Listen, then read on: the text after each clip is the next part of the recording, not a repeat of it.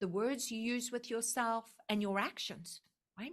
Right. So there is a word that I like called neuroplasticity. Yes.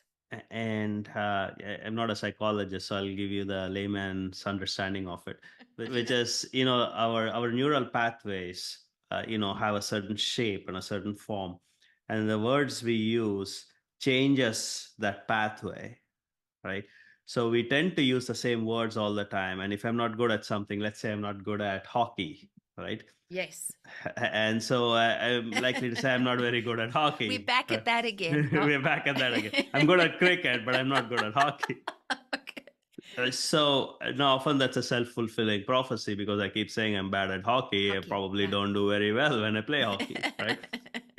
And but what neuroplasticity says is if we change the words that we use, then we Mhm. can slowly start changing that self-perception of ourselves. Yeah.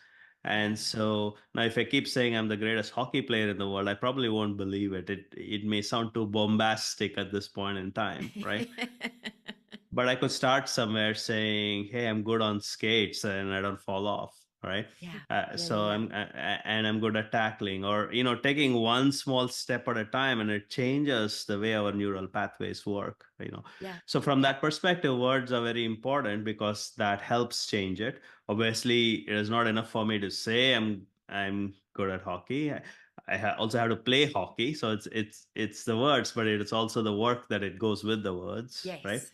Yes. And it's important for those, like I was saying earlier, to be authentic and not bombastic. And I'm interested in words from the scientific perspective and say, what impact does it actually have on us?